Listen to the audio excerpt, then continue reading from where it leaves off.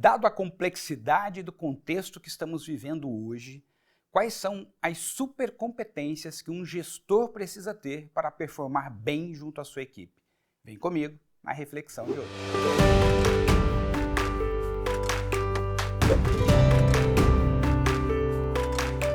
Primeiro, deixa eu explicar por que supercompetências. Porque essas 9 competências, quando desenvolvidas e combinadas ao mesmo tempo, geram um resultado extraordinário. Ao longo desses últimos 12 anos, nós temos implementado em várias organizações o desenvolvimento dessas competências combinadas nos gestores e os resultados são incríveis, então eu vou falar exatamente quais são essas 9 e depois dou uma dica para você como é que você pode desenvolvê-las. Primeira competência é a capacidade de ler contextos, ou seja, você conseguir analisar o que está acontecendo economicamente, politicamente, ecologicamente, socialmente, ou seja, essa capacidade de identificar essa dança da vida em todas as áreas, com abrangência e profundidade, ou seja, ter uma visão sistêmica, como todas essas coisas estão integradas e se relacionando, e como uma influencia na outra. A segunda competência é a capacidade de desenvolver no time uma mentalidade protagonista, de modo que as pessoas possam se sentir mais capazes, mais preparadas e no lugar de se vitimizarem diante da complexidade, se sentirem atraídas em se desenvolver com os desafios do dia a dia.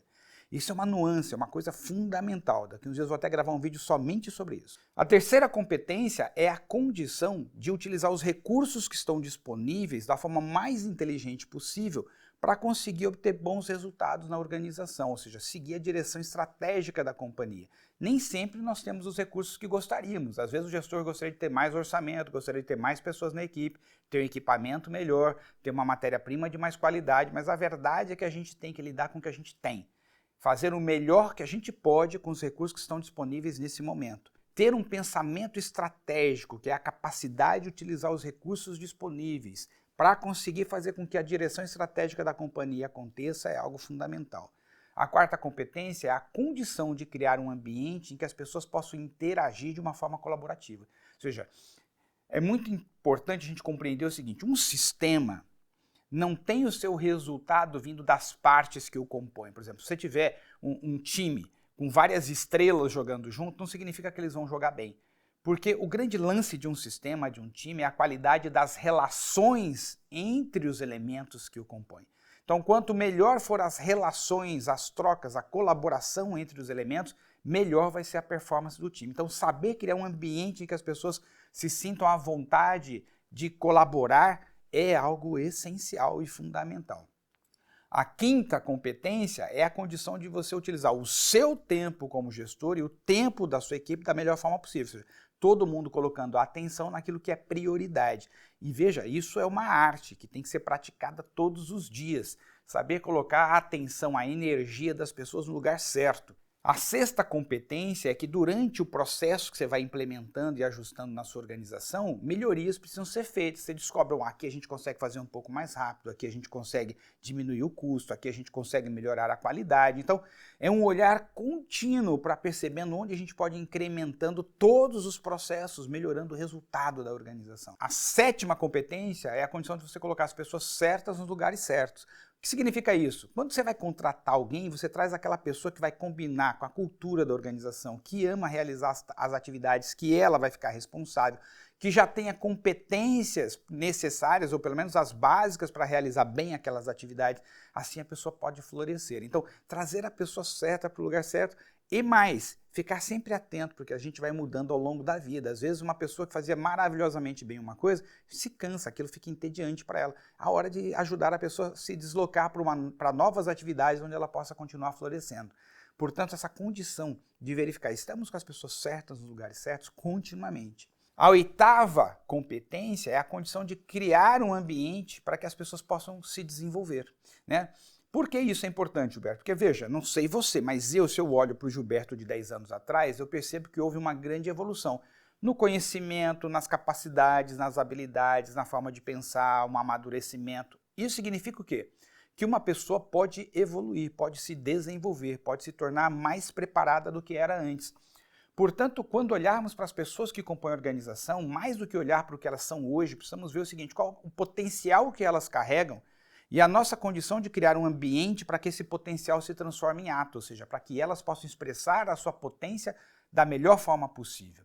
E a nona e última competência é a condição de ficar percebendo essa movimentação do sistema e identificando onde você precisa antecipar e fazer algumas mudanças, porque a antecipação é poder.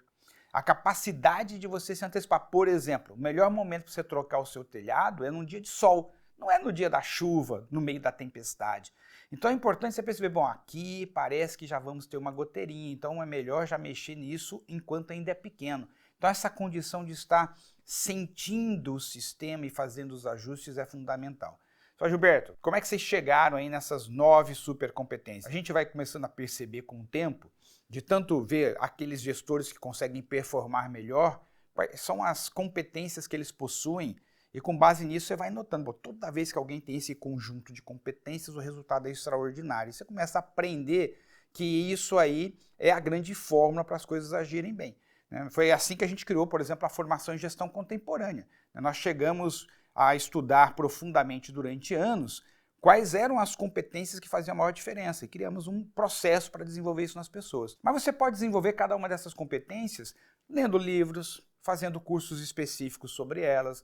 Você pode também procurar mentores, pessoas que são boas em cada uma dessas competências e perguntar para elas qual é o caminho, sabe? Como elas chegaram lá, como elas se desenvolveram nesse quesito, ou seja, tem uma mentoria direta. Você pode ter um processo de coaching individualizado para você, com bons profissionais que te ajudem a desenvolver essas competências. Você pode até mesmo fazer o curso da Nortos, que já tem esse programa com todas essas competências já muito bem desenvolvido.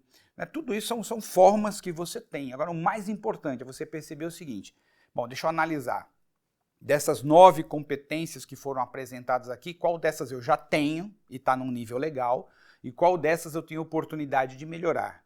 E talvez algumas que eu preciso melhorar bastante. E aí, dá um foco especial nisso para que você possa ser um gestor altamente preparado para o contexto contemporâneo.